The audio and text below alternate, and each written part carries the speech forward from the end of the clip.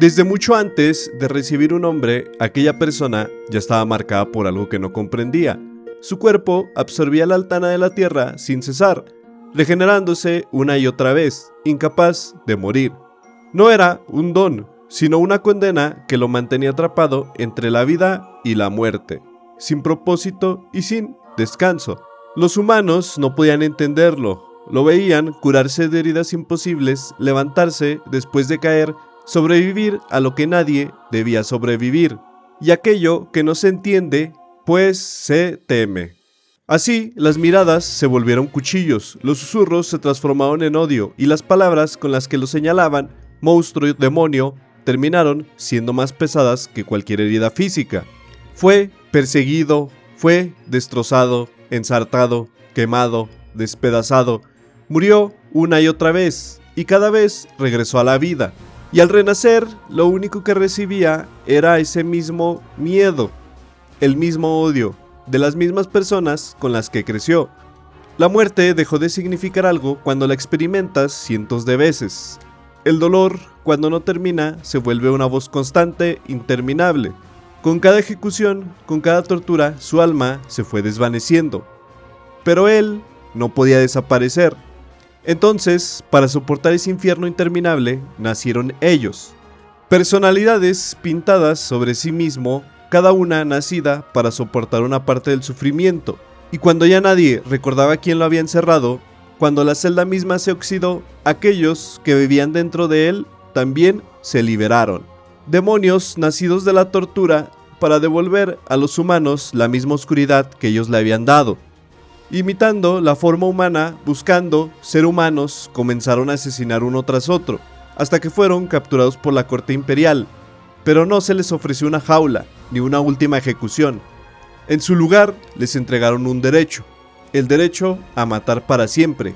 Así nacieron los Tenshoin Naraku, la máscara del Yatagarasu, la máscara del Shinigami. Durante 500 años fueron herramientas del poder. Da igual quien gobernara, ellos continuaban su masacre interminable, como si anhelaran una muerte que nunca llegaba, como si esos demonios desearan convertirse en humanos. Con el paso de los siglos, aquel ser roto y fragmentado solo podía observar cómo las distintas personalidades dentro de él se manifestaban. Algunas odiaban a los humanos con una furia incomprensible, otras les temían profundamente. Había partes de sí mismo que los rechazaban y otras que los anhelaban con una tristeza infinita. Hasta que uno de ellos nació distinto, una personalidad surgida del caos, pero que se rebeló contra todas las demás. De ese infierno nació Yoshida Shoyo, un maestro que buscó enseñar vida en lugar de extender muerte. Un rayo de luz dentro del ser condenado que antiguamente llamaron Utsuro. En un ataque de los cuervos del Naraku a una aldea aislada, el lugar quedó reducido a cenizas. Entre los escombros, Shoyo encontró a un niño agonizando, Oboro. Sus heridas eran tan profundas que ningún humano debería haber sobrevivido, pero el niño aún respiraba débilmente. Shoyo, movido por una compasión imposible de contener, decidió salvarlo.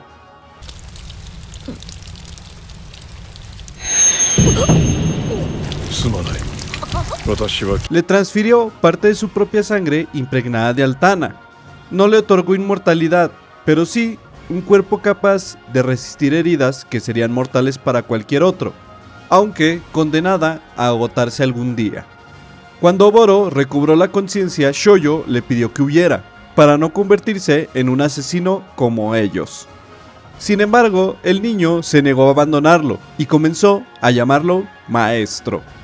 Fue entonces cuando Shoyo entendió con claridad el peso de la destrucción que siempre lo rodeaba, y nació dentro de él el deseo de construir un refugio, un lugar donde en vez de dolor pudiera enseñarse vida, un lugar que empezaría como un sueño. Con ese sueño recién nacido, Shoyo empezó a preparar su ida del Naraku, sabiendo que sería perseguido. No imaginaba que el precio de esa libertad sería el sacrificio del niño a quien él mismo había salvado.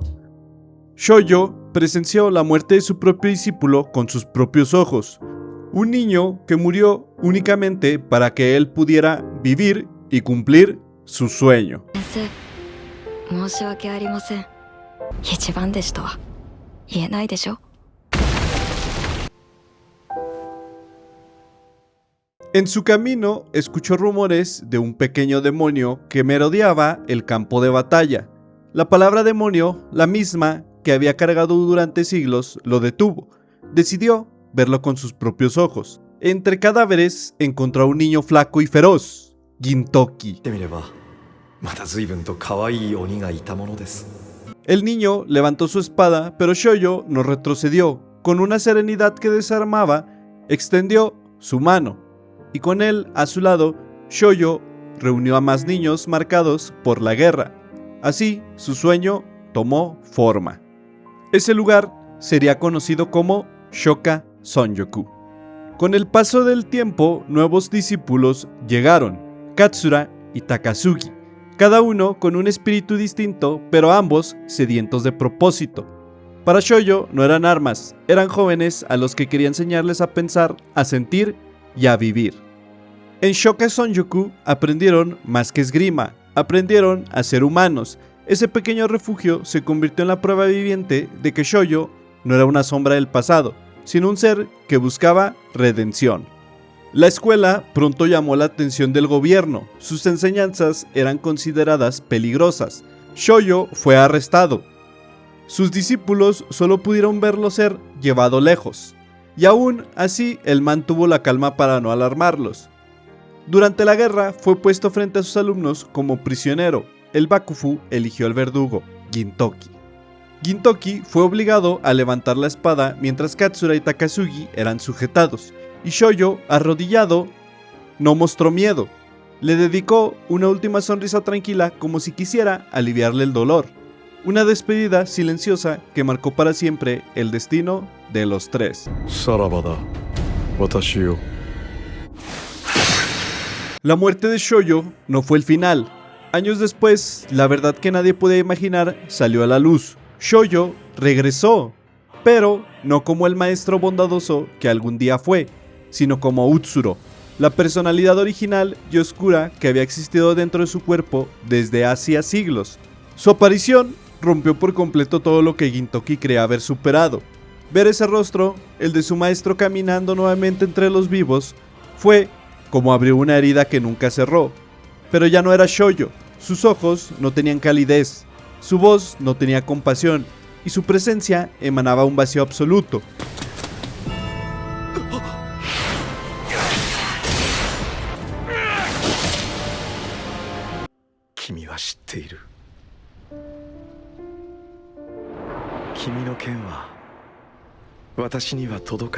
Aún así, Gintoki fue capaz de librarse en ese momento de su maestro con la ayuda de sus amigos.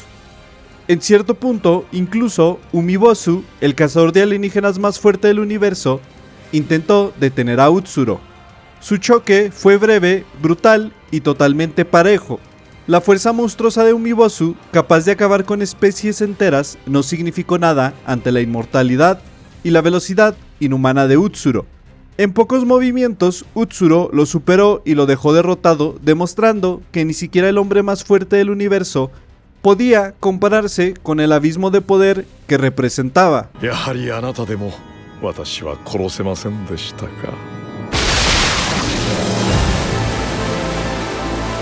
A medida de que la batalla final avanzaba, Utsuro comenzó a comprender algo que había negado durante siglos. Rodeado por una humanidad que se negaba a rendirse y por el propio Gintoki que seguía de pie aún después de todo lo que había sufrido. Su inmortalidad, aquello que siempre lo había hecho sentir vacío, empezaba a desmoronarse. Cada ataque que recibía no era solo fuerza física, era la voluntad de un mundo entero que había decidido vivir.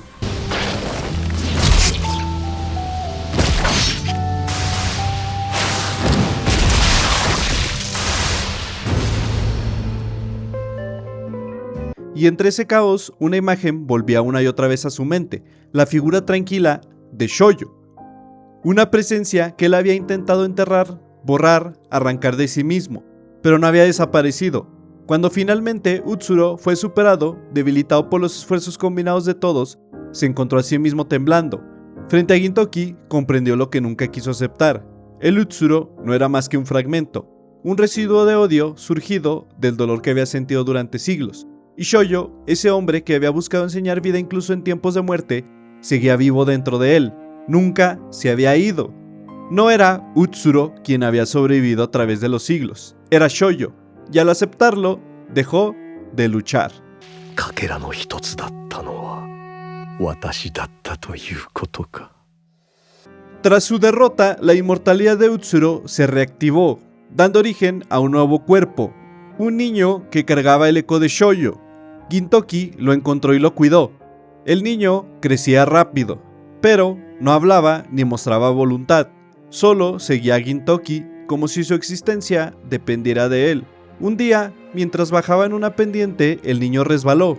Gintoki lo atrapó justo a tiempo y entre regaños le dijo que al menos pidiera ayuda.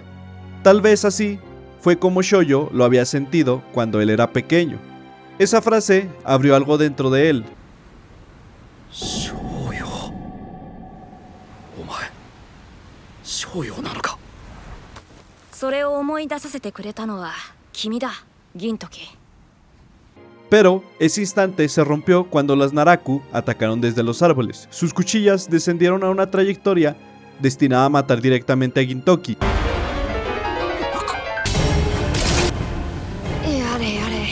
Con sus fuerzas desvaneciéndose, realizó el único acto capaz de detener la regeneración eterna. Arrancó su propio corazón, la fuente de su inmortalidad, y lo entregó a Gintoki. Era la única forma de impedir el regreso tanto de Utsuro como de él mismo. Su último acto fue un sacrificio para proteger al alumno que había amado como a un hijo.